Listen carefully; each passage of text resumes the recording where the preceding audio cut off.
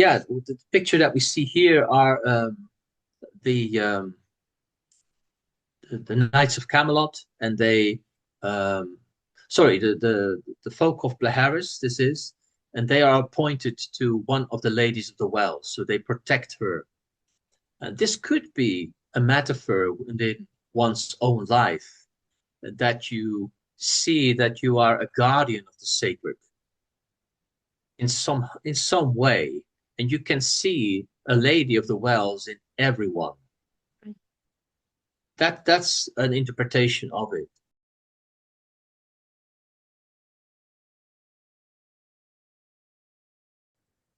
Hello, Synchronauts. Welcome to another program with my dear Mike Bais, my mentor from Circle of Avalon, talking about the Elysian Round Table. My name is Aida from Mexxicamelot, and today is July 28th, the year of the Lord 2025.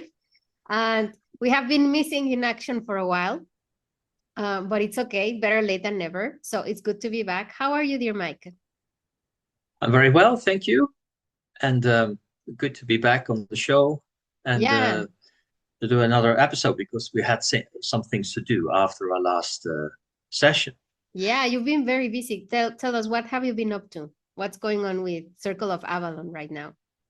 Yeah, well, besides all the groups, the regular Kabbalah group here in the Netherlands, the Roundtable group, and all the activities within the ASA, and for the listeners, that's the Apostolic Succession of Arimathea. So those are the three disciplines within the Circle of Avalon. Yeah, just a lot of teaching. Of course, the publication of a lot of books last year, and yeah, and the preparation for new stuff to do. New retreat coming October. Yeah, so full of things to do. Yeah, that's great news. So can you tell us a little bit more about this retreat you're organizing again this year, so that if anybody is listening to us and they're interested, they can reach out to you? Yes, exactly. Well, to be honest, it's a bit of a bummer, but it's almost completely full, or it is full.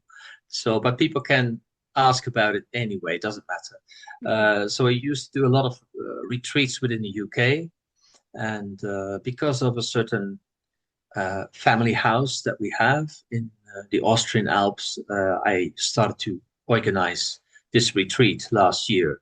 So that was just a tryout to see if it worked, because you have to organize everything yourself. But it was wonderful. We had a wonderful group of people together.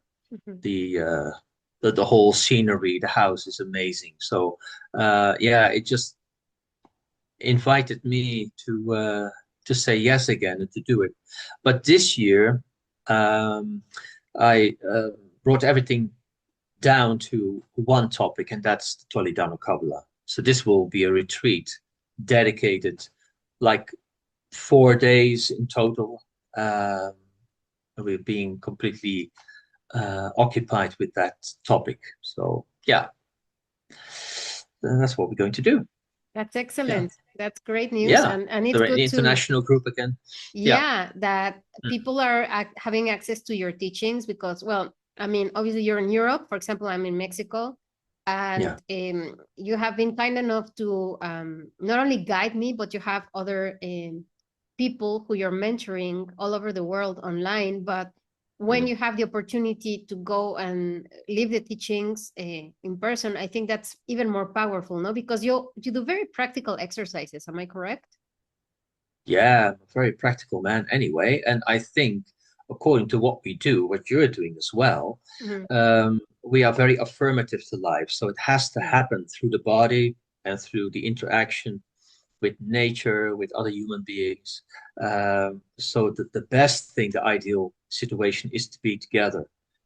You know, you can't beat it through the internet or whatever it is. So this is the second best thing. I'm very grateful for it, don't get me wrong, but yeah. So it's wonderful to be together and to work intensively through days. And my experience is that at the end, people don't want to go home.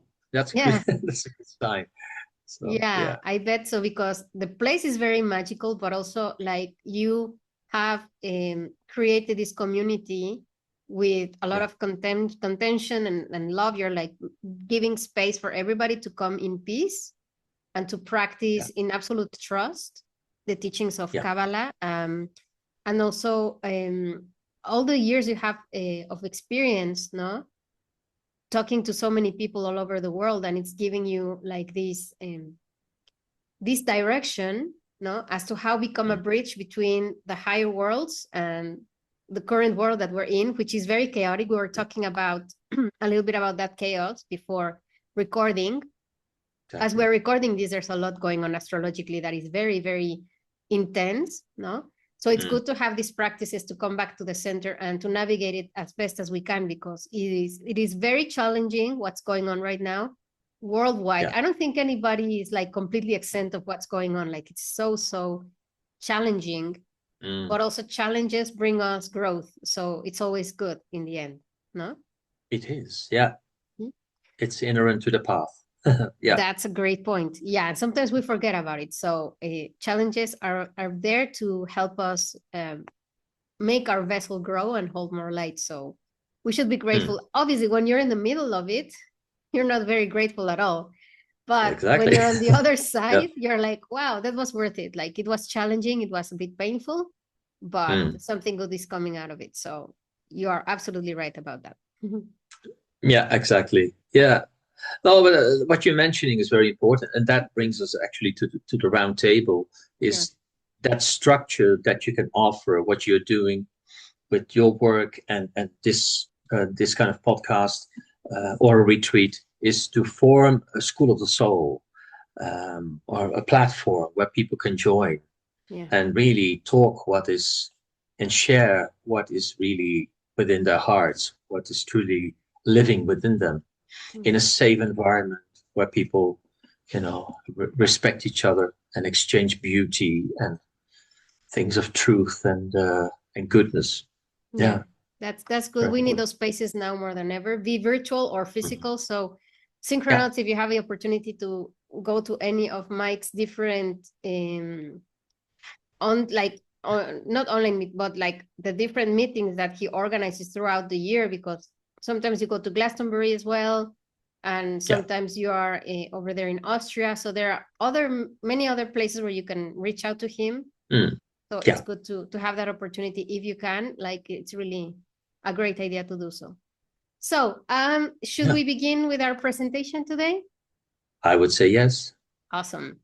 So we have been talking in the past few programs about the ladies of the wells, and as we knew, obviously we would need more than one program to talk about this story, because it's so rich and there's so much meaning behind it. So we will continue with the topic today. I don't know if we will finish, but we will do the best we can. Exactly. And then we can continue with other, because there's so many things to explore through the eyes of Kabbalah and through the eyes of Circle of Avalon, that we will have, many more programs to come, surely. So, but before we begin, let's talk about your books, because you mentioned them, but also can you give us a little reminder of which books you have published and what they're about and where people can get them, please? Sure. Yeah, this is basically the latest. This is not a self-published one. This is through Watkins Books in London. And on your left, you see the paperback book. And on the other side, on the right side, you see the audiobook read by Peter Noble. And that's like a beginner's guide. That was what Watkins asked of me to do. So it's not a completely Toledano Kabbalah book, but it's a little compendium as a course containing an overview of different streams of Kabbalah. But again, it's very practical. So there's a lot of meditations and exercises in it, and it goes through the whole tree of life, the diagram, the Etz Chaim, it's called. So you get a thorough idea of what the different dots or circles in the tree of life mean, and what it means also to your own inner life. So you can check it out. It's online everywhere. So it's available still. And it also, I forgot to put the image, but it's also being translated to French. Is that correct? It is, yeah. It has been translated by, can't remember actually the partner of Watkins in Paris, but I think it's Elephant Books or something, and they have translated into French, exactly. Yeah. So if anybody listening to us who wants to read it in French, then you can also order it in French, which is really, really good. Now, Oui. now your books have been translated to 2 other languages. One is French, and then the other one. Yeah, exactly. So here we have in the middle a Kabbalistic view on science, and the right side part 2 in 2019 and 2022. So that's Toledano Kabbalah, more specialized, so perspective on certain, scientific topics like psychology, biology, the hybrid form between them, and consciousness involved. We have quantum physics to a certain extent, of course, and neuroplasticity. So those topics are quite challenging. So I try to make a kind of a research book as a Kabbalist to look at it. And then you were so kind to make an enormous work out of the translation of the first book of 2019, and that's on the far left, Una visión cabalística de la ciencia, and that's your beautiful work there. We worked together on it, and we published it last year in 2024. So that's all through Circle of Avalon books. All still available on the internet. Yeah, on Amazon, for example, I have finally ordered mine, but because, well, everything that's going on with the taxes and stuff like that between countries right now, it's been a bit more challenging to get some of these materials, a bit more, but not impossible. So in this month of August, it's going to be arriving. So probably next time I will be holding the book in front of you guys and showing it to you. And it has been a great honor for me to be able to help to translate it into Spanish, because, and we've talked about it before, like I'm very fortunate that I know English and I can speak English, but there's a lot of people who are looking for this information in other languages, not only Spanish. And so it's important to make it available whenever it's possible. So it's really good that your teachings are beginning to be translated to other languages. And we will see, like right now also you're working on another book talking about precisely the roundtable mythology. And so we're still waiting. We've been talking about it like a couple of years that it's coming, but you know. I do. Yeah, it's some things got in the way, like the Watkins book, but I'm still working on it, re-editing, because it's going to be quite a volume. It's now around 300 pages, so it's quite without the images. So it will be quite a thick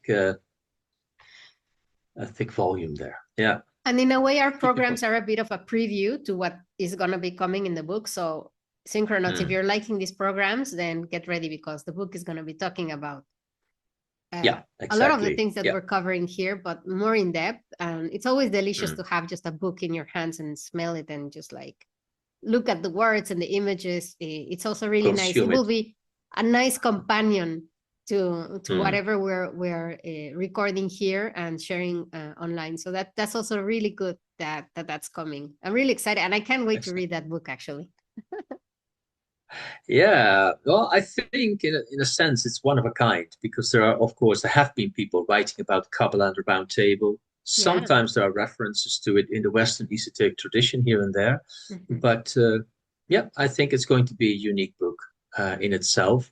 And also for people like you who are interested in both of these traditions, that wherever you are on the planet, you can really use it as a practical guide to do things, even if you don't have people around you to practice with.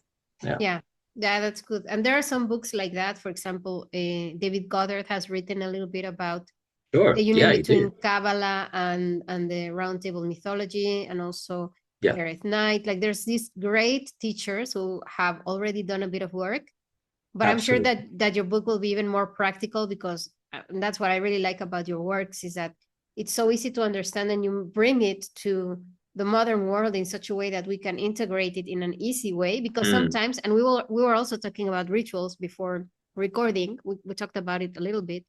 Rituals are sometimes very necessary, if not very often, to give sense to what we're doing in a mystic way. We like integrate it into our lives. That's the power of the ritual. And sometimes these books, they have very elaborate rituals. They're beautiful, but they're very elaborate, and they require a lot of work, or a lot of like materials and stuff. And the modern man or the modern woman, they're like, okay, I don't have time for this. I would love to dedicate, I don't know, 2 hours to one of these rituals, but I can't. So the fact that you are bringing it into a more modern way, practical way, I think that's going to make it very different. Yeah, exactly. Yeah, thank you. Okay. So we'll keep everyone posted about it. Yeah, definitely. So ready to continue where we left off? Yes, definitely.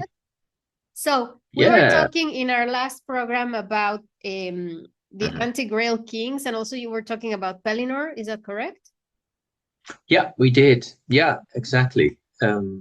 It's maybe it's good to just repeat a little thing about where the story comes from, or the stories, because it's like a compilation of different stories. And people who know a little bit about the whole Grail legend know that there are different sources. Like in the Bible, you have different writers, authors who come with different stories throughout time. Especially during the Crusades, a lot have been written, on in Albion, or in England, or in France, Germany. So this is like an extension on probably the works of the Frenchman Chrétien de Troyes and Robert de Boron, but especially Chrétien de Troyes. And those texts are called the Elucidation. And the author is quite unknown. Again, we owe quite a lot to John and Caitlin Matthews for publishing a book, the Book of the Lost Grail. And in it, you find these stories. So from a historical background, it's nice to know that, wonderful. Thank you. I have it here. Yeah, you do. Right. And so it is a continuation, because it's called the Elucidation, but it's funny because there are continuation parts in it that address certain adventures of Camelot and the Knights and Ladies of the Round Table, how to attain the Grail. But a preliminary story of those adventures is this massive story about the Ladies of the Wells. Yeah. And it is like a proto-Grail story in itself, because it explains how or where the Grail comes from. Here it comes from the other world or underworld, and it provides, from what it contains, a certain substance called awen often, or mesla in a more biblical way, contains the substance that regenerates, heals, that nurtures and sustains the world, and it is extremely necessary for the world to receive it. Yeah. So if it's not there for whatever reason, we talked about this, then we have trouble. And that's where we talk about in general. Yeah. I want to add something to what you just said. And now that I have the book, that it was your gift, and I'm so grateful to you for that. Because I started reading it, and it's really a great book, the Lost Book of the Grail. And something that John Matthews is saying in the book is that to understand it, because I would understand how many people might feel conflicted, like, no, but this story, it doesn't appear over here in this other source, no? And a lot of people, like me included, and that's why I contacted you in the first place a few years ago, is because I'm like, I want to know more about the Arthuriad. And in Mexico, in Spanish, there aren't many materials that come here, and I had no idea where to begin. And you have been so kind to connect me to the different authors. But most of the people like me, we know about the Arthurian myths because we have watched movies like King Arthur, or we have watched The Sword in the Stone from Disney, no? Or we have watched, what is the other one? Excalibur, obviously, that's a very important one. Classical one. Yeah. Or the Mists of Avalon. So, and all of these stories, they seem very conflicting ones with others. Like, it doesn't make much sense. There are some, like some characters or things or themes that keep popping up, no?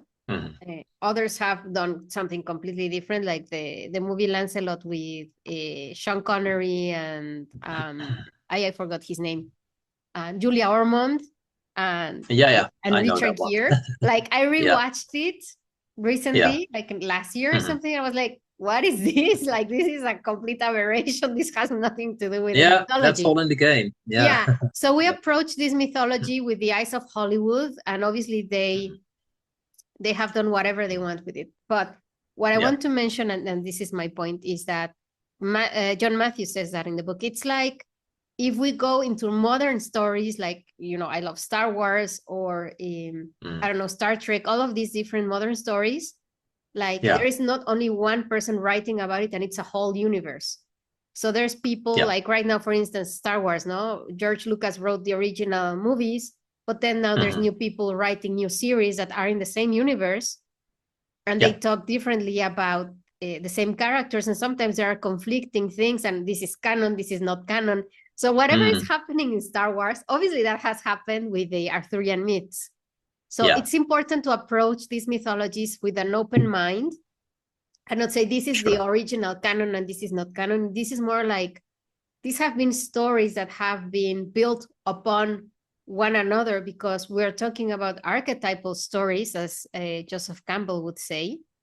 No, exactly. And these are themes, and so some people add, some people subtract, and it's more like a work of art that is still being written.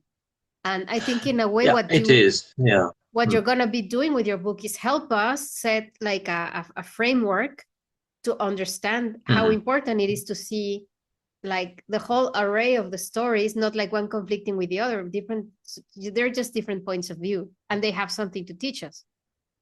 Yeah, and of course, what you say, rightly so, and John's, well, is about the different takes on the narrative, the different narratives in plural, is that some are written from entertainment. So people don't know really about the deeper layers of the mythology, their metaphors, their symbolic meaning. So they write a story for entertaining values. We have to take that into account. That's not the same as the poets who wrote about this. They were visionaries, they were seers, and we have them still today.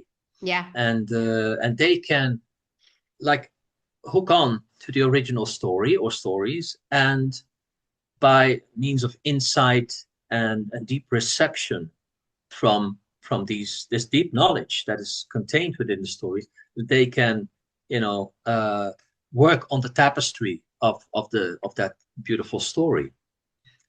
So we have to distinguish carefully, if we are really serious with these stories, what is entertainment and what is more going towards like a contribution to the stories from a more esoteric, mystical point of view.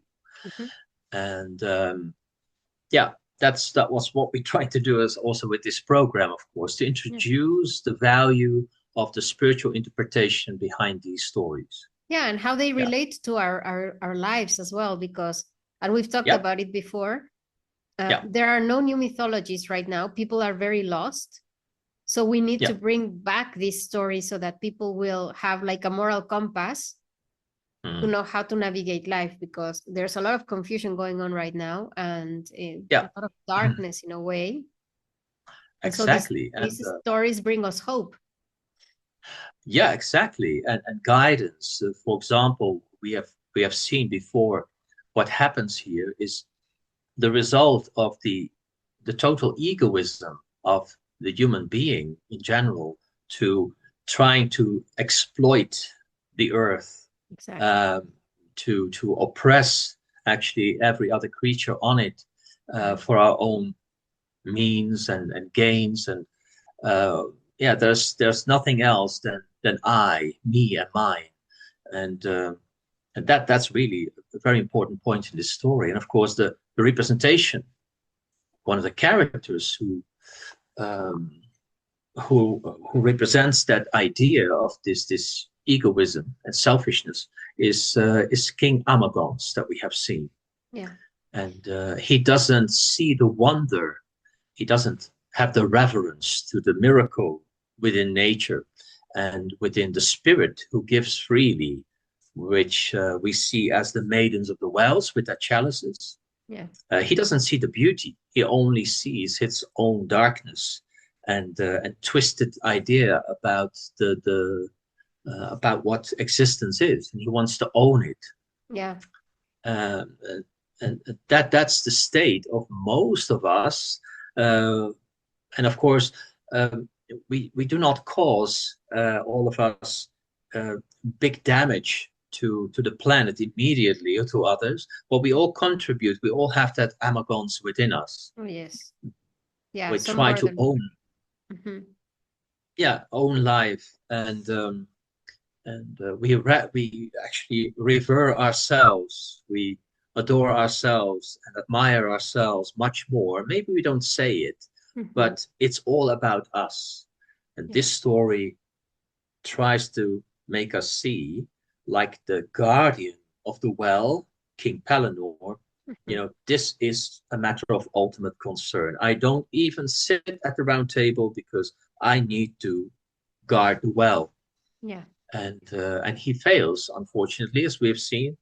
And that's why we, as it were, Amagons rapes the ladies of the wells. He just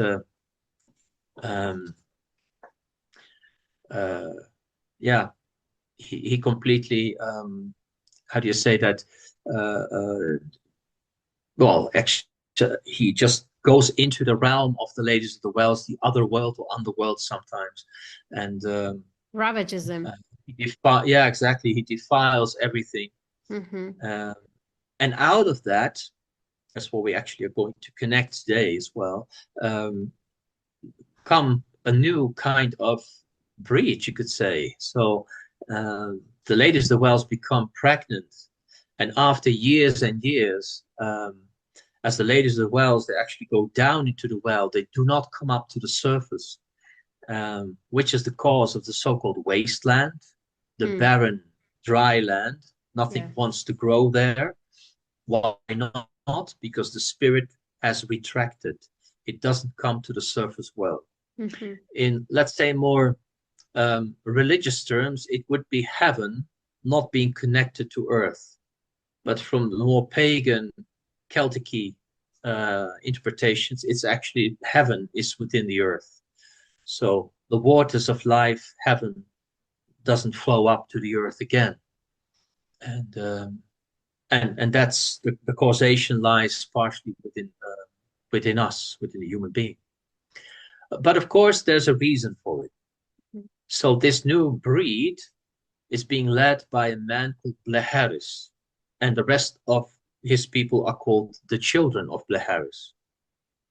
And they are companions of the ladies of the wells. They also guard the ladies, and at the same time, they manifest all kinds of deep, beautiful cultural expressions never seen upon the face of the earth, like cities and art and music.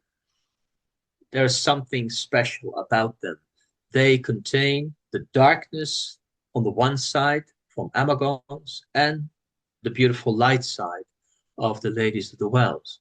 And that combination, so to speak, that hybrid form, and this is, of course, the story of the human being. We are a composition of the light and the darkness, of the totality of creation. And that's the point of departure of Bleharis and the children of the wells. And they seem to manifest the most beautiful things upon the earth, and still they can't find what they are truly looking for. So it's kind of and like we could compare it to what we go through as humans being incarnated on this earth. Yeah. That's it. Yeah. I mean, we are also finding some kind of solace and satisfaction by looking at what we desire, our passions, but it's very ephemeral.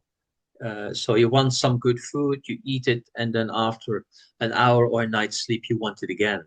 Yeah. It's the same with sex or whatever pleasure, and that's a universal problem. And within all spiritual traditions, you see, how do you get rid of this attachment to these passions?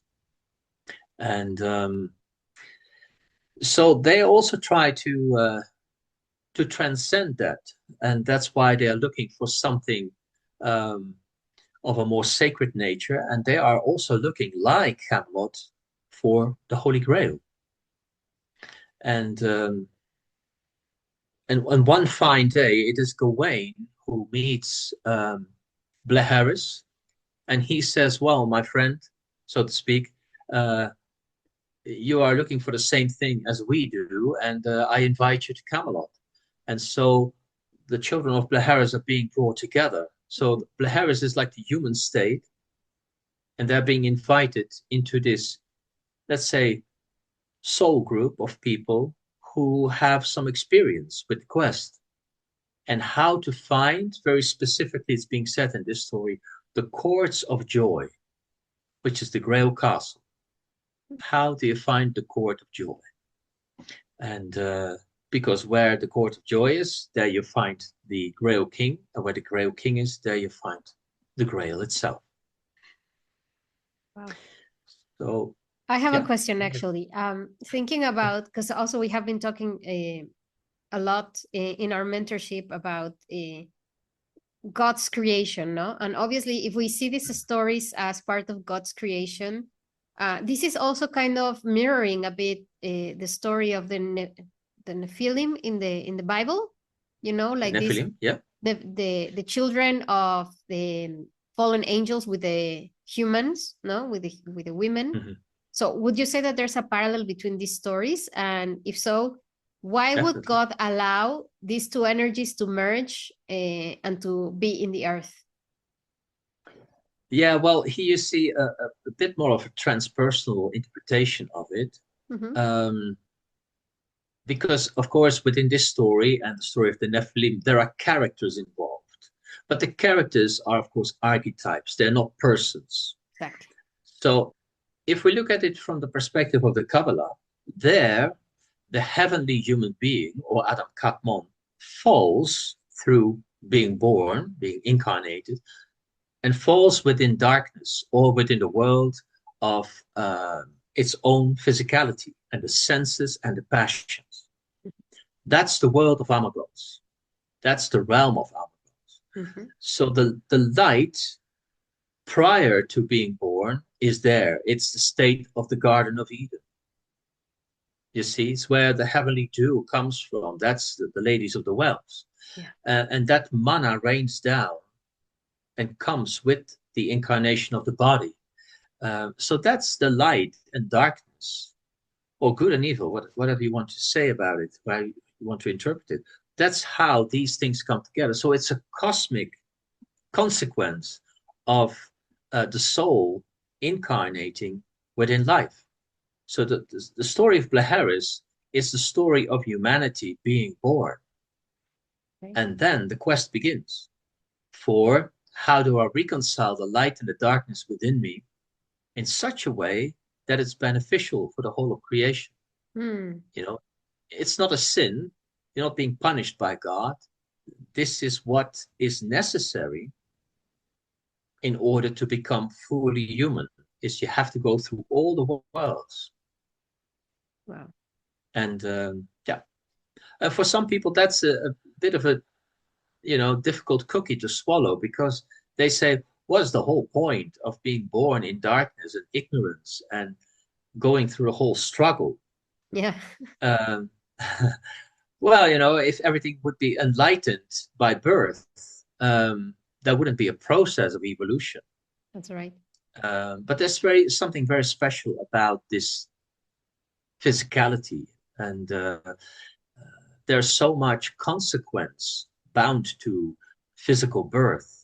It's Yes. almost like a trauma, Yeah. and you're being plunged into such a different realm at the same time of beauty, of such a magnitude, Oh, that yeah. there's like an amnesia of what the spirit actually is within you. Yeah. And so we have to be reborn from the embodiment of our physicality. And that being reborn again, that transformation happens through the refinding of the grail and engaging with it. Yeah. Wow. And then the body doesn't have to go, you don't have to die, but you reconcile with the spirit. That's a very important thing to know, because many people, like I went through a very dark night of the soul, and you were a witness to that. And you were telling me, just like, keep showing up, you'll be fine. Just like, don't worry. Yeah. And I kept showing up, even though some days it was very difficult. But I didn't understand this until I was out of the process, was that we're being Yeah. asked to die metaphorically. What does that mean? That the little me that I thought that I should be, the conditioned me, that has all these expectations from society, family, etc., that is not the real me, has to die in order to that being of light that I am can take place, bringing those two parts of myself, the light and the dark, in the reality of my third dimensionality as the person that I am incarnated today. And sadly, many people who go through this process, that are being asked by life to go through this metaphorical death, sadly, they confuse the thing that it's metaphorical. It's not being asked of you to like really go off and unalive yourself. That's not what the process is about. But nobody's explaining this to us. The mythologies are being confused. So we don't have a clear, as I was saying before, we don't have a clear moral guide or a moral compass as we used to have before, to remind us that these are processes that we have to go through in order to become more of who we are. And that's the whole point of being incarnated, no? That's it. And what you said is very important. And maybe to clarify it a little bit more is to say that we don't have to get rid of our ego or little minds, but we have to like disengage or to detach from it, so that we see it for what it is. But it's just a little part of the whole self. And then we can work with it, because all the adventures of the knights and ladies of the round table is about, most of it is about the little me. Because they have to grow and transform it, so that they eventually find a higher sense of self. But it is the ego that is a part of the quest, of course, very important. And then they find out, oh, it's not about me, like I said, the awe, the wonder, the path of reverence is the straight way to the grail. So as some find out, not all of them, most of them have like a different route, as most of us do. But yeah, that's the first invitation of awe and wonder towards creation. And that's very important what you're saying. The ego actually serves a purpose, and it's here to help us survive the darkness in the 3D. But at the same time, and that's also a big issue that I have with some so-called spiritual mentors and whatever, that they say, oh, you have to get rid of the ego. No, the ego is a very important part. Like, if not, we wouldn't have it. Like, it's a very important part of our psyche, and it's there to help us navigate this reality. The problem is that when we let the ego take the wheel of the car, that's when the big problems come. So what you have to say is like, okay, ego, like, I'm going to start driving the car, and you can sit in the back, and maybe you can choose the music during the trip. And I'm going to use you to help me navigate this. But the last word, it has to be with that awareness and that consciousness that goes beyond, like moving from in the tree, moving from Yesod up to Tiferet. And that's the challenge. That is exactly. All right. No, we have to work with it indeed. Yeah. And yeah, and that's a gradual process altogether. Yeah. So yeah, the picture that we see here are the the Knights of Camelot, and they sorry, the folk of Blaharis, this is, and they are appointed to one of the ladies of the well, so they protect her. And this could be a metaphor in one's own life, that you see that you are a guardian of the sacred in some way, and you can see a lady of the wells in everyone. That's an interpretation of it. And or that you have a certain place in your house where you have a little altar, you put a cup there as a reference to one of the ladies of the wells, and you meditate upon the guardianship over the sacred vessel and what it means to the earth.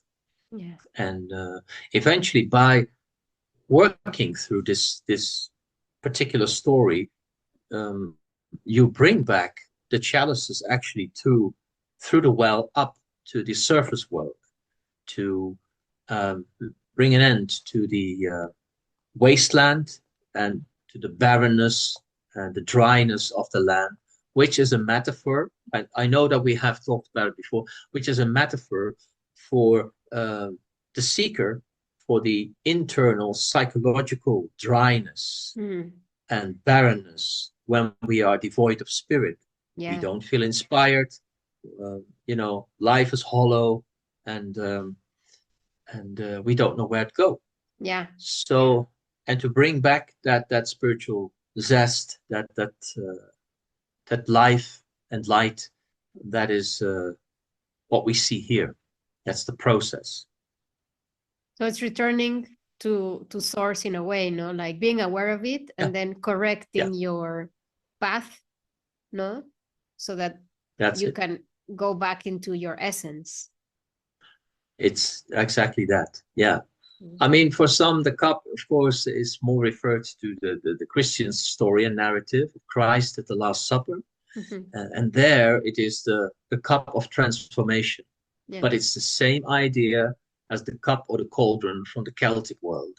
Yeah. Where, like the cauldron of Cerridwen, it contains a very supernatural substance that nurtures you, and it transforms you, it revivifies you, and it's not of this world. Yeah. That's something very interesting that you're mentioning right now, and it's in the book of the Lost Book of the Grail. That I was, and I'm really looking forward to finding more about it. That there is this Grail that is like a proto Grail. It comes from the fairy world. So these are stories that predate Christianity. Obviously, if we went into other mythologies all around the world, we will find the same archetypes. And this is speaking volumes. Like, this is not because sometimes maybe people might be wary of approaching these stories because, it's a Christian story, and some of us have not had a very good relationship with the Judeo-Christian traditions, not because of the religion per se, but how we have encountered the system in it. And so many people might find resistance to, like, I don't want to look into the Grail stories because, But if we are aware that these are like archetypal stories that can be found in other cultures, and they're like these are stories that keep coming up to remind us of something greater and more sacred that is part of the sacredness of life. It doesn't matter what time or in what place in the world or what culture, you're going to find the same stories over and over again with different characters' names or different scenarios. But in the end, we like, these stories are trying to tell us something about our own humanity. Yeah. And, in the whole collective unconscious of humanity, where we find archetypes, we find the deeper mythological concepts, this idea of a cup or a vessel containing divine substance comes from a lot of cosmological stories, like creation myths, where God makes out of itself a vessel, and there it pours itself into. That's where this idea comes from. Yeah. And I believe that Yeshua himself referred to the cup not as a Christian idea, because Christianity didn't exist, of course, To begin but with. as a demonstration of how, from a mythological idea, spiritual idea, you can use this to come to a transformative process. And you're right, before that, it was already used by Melchizedek when he initiated Abraham, or in the Hellenistic mysteries, they call it a crater, like a crater, also a vessel. You have the Gundestrup cauldron, very old in the Scandinavian tradition. In India, it's universal. Exactly. And it is a reference, the vessel, the grail or the cauldron, to something beyond that. Yeah. Wow. That's very, very And where to interesting. find it is a sacred place. That's the Grail Castle. The Grail Castle is also a reference to something. And in most stories, the Grail Castle is not a physical object, because they say often that the knight in question didn't find it in a place that he found it in a place that he already knew, and it was never a castle before. So it's a psychological realization, an inner realization. Yeah, because the castle appears and disappears, no? Also. Yeah, it does. Yeah. And that is also a very beautiful parallel there, with a lot of Kabbalistic stories about how to find the Shekhinah. And first you have to find the king, because the Shekhinah is the daughter of the king.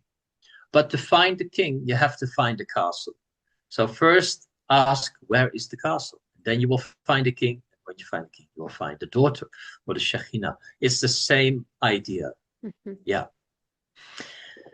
And this is for our deeper unconscious to have some idea and like a map, how to get to the mystery in the deepest parts of our own psyche.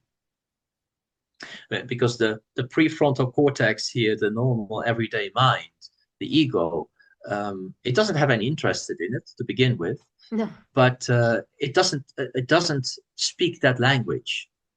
It speaks through the intellect to adopt a different language, which is what we are talking about here. Yeah. Wow. So, yeah. What else do we have, Lady Ida? Okay, let's look at it. I don't know if you have to, if you want to add anything more about tell me about them, or we have, I don't know, like 10 more minutes. So I don't know if you want to continue talking a little bit about the wasteland. Yeah, of course. Yeah, we can. I mean, we addressed it already, or if you have a question, it's all good. Yeah. But it should serve a purpose as well, not having a wasteland. What would the purpose be of going through that phase in our psychological growth? Well, everything within existence, psychologically, in the human condition, functions on the two side pillars on the tree of life. So if you want to have an experience of the light, you need to experience darkness. If you want to experience the fruits of the spirit and the life that is so evident within existence, you need to also see death and decay and the barrenness of life. And the best way is to deeply experience it within yourself, not just around you. I mean, it has an effect, but the deepest effect is when we truly experience this within, the direct experience within the soul. And I think that's why we have these contrasts within existence. And to know what it is to be barren, to be devoid of spirit, like Adam and Eve when they fell from Eden, and they were completely abandoned by God, or so it seemed, because what fell as well was the Shekhinah. In other words, the Grail was with them or even in them, but they didn't see. Yeah. And that was their perspective at the moment. That's the state of the game for a lot of people. And the more that we are removed from the sacredness or God, or the divine, the Grail within existence, the more we are causing this wasteland to happen. Yeah, It can be definitely. through religion, through politics, through economy, whatever it is. And we are seeing that, of course, at the moment, Oh, yes. where we are causing wasteland. And we are all participating within it. Yeah. We all do. Even if you're against a war here and there, or against a certain president or politicians. But we have to be very careful how we are against things or in favor of things. Yeah. Because to restore the wasteland really asks for refinement and alignment to the sacred, and not per se choosing sides Or on the polarizing. superficiality. Yeah. Exactly, polarizing. Yeah. Mm-hmm. It doesn't mean that we do not care. We're indifferent to what's happening. No, that's another thing. Yeah. But the ego on our tree, that's the function of the ego on the tree, is to be occupied with what's going into the world and the gossiping and everything. We have to try to diminish that somehow, and to say that's not that important to be occupied with this. I don't give it so much time and space. But how can I keep a certain center within me that is more aligned to spiritual values, for example? And it can be very, very challenging indeed, definitely. No, it is, definitely. I mean, and that's what all the knights and ladies of the Round Table are facing, all in their own way. That's the nice thing about the different characters. Oh, yeah. They show us what are the different challenges, and with some you can identify very easily. Others is a bit difficult. Yeah. But here, King Arthur is one of the causations of the wasteland, because he opposes King Pellinore, and because of the whole situation, we can see that. We have this invasion of the ladies of the wells, and this is what happens. But again, it is something that should have happened. Yes, if not, it wouldn't have happened. Like, it was God's will. Yeah. Exactly. Yeah, this is also the way of the spirit itself. It serves a purpose. It comes and goes. It comes and goes. Yeah. It's like it's really like a quest between the living soul and the transpersonal spirit within existence. Yeah, that's truly it. So what would you say in a few words to a person that's going through a personal wasteland in this moment? What would you tell them? Well, first of all, again, it's not a permanent state. So it will go, but of course, it also asks for our action and our intention to bring back the ladies of the wells to the surface world, and to make everything grow. So first of all, hang in there. So it will pass. At the same time, try to find the causation of your own wasteland, and take responsibility for what your part it was that you played in the whole story, the whole narrative, and then try to do something about that. Try to invert it, as we say in Kabbalah. That's the Teshuvah path. That's the quest itself. How can I improve myself in this way? But first, you have to be conscious of it and take responsibility. That's the maturation within the whole quest. Yeah. And I think it's very important what you said, and you kept telling me that while I was going through my wasteland, was like, it will pass, just like do your work, no? And go back to source, to your own source. So it's important to note that doesn't matter how bleak things look, it gets better. It's horrible, but it like when you're on the other side of that wasteland, and it happened to me, and I share that with you, even physically in my garden, when I was in the wasteland, my garden looked very dry and ugly. And now that I'm like coming back to those ladies of the wells with the chalices, like the grass is super green. Like right now, my garden is very lush. And I was like, holy cow, how can there be a connection between my psyche and the state of my emotions, even with the garden? And I mean, we were tending to the garden the same way than we did before, but there is a huge difference now. So you can see it even in the world outside of you. So that's amazing. Yeah, definitely. Yeah. No, I mean, like when the king is ill, the Grail King or the Fisher King, which is a part of us, then we have this situation.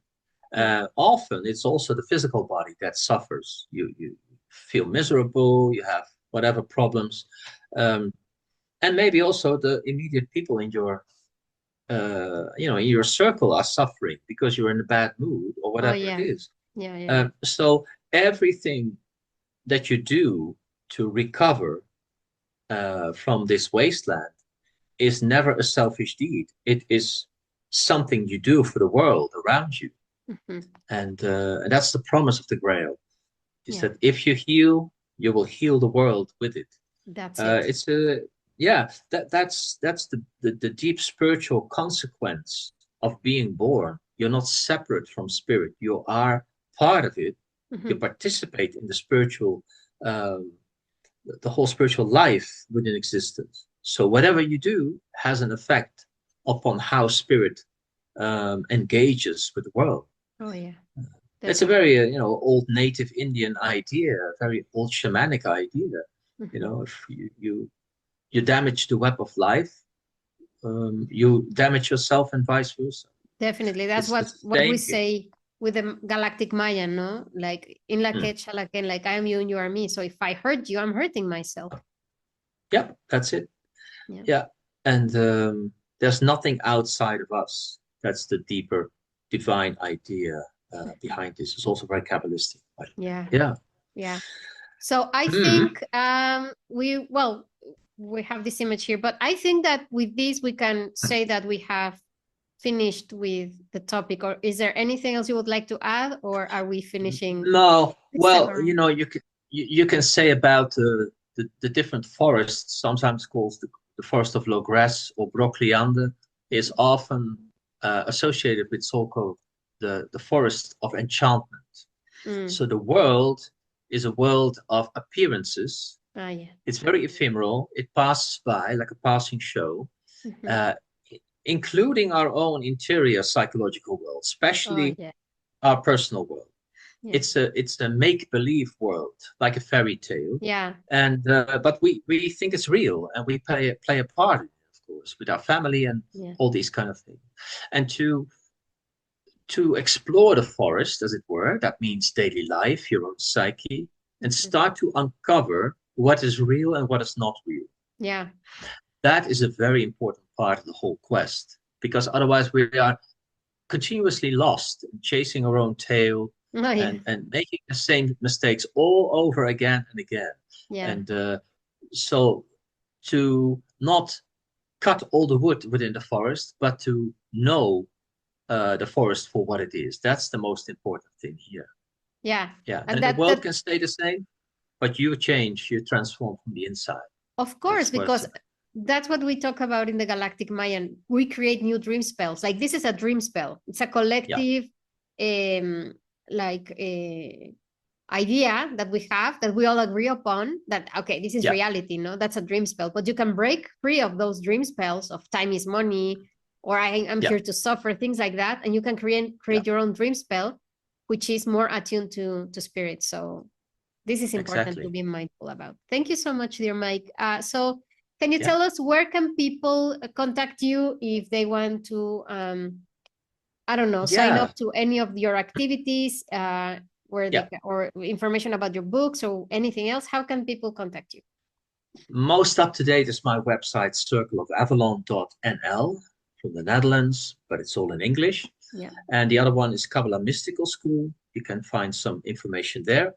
The most thing I use for social media is Facebook, under my name, Mike Bais, and Circle of Avalon. These two pages are interconnected. So, and if you want to email me directly, that's also good. That's Mike Bais, all in lowercase, and then at rocketmail.com.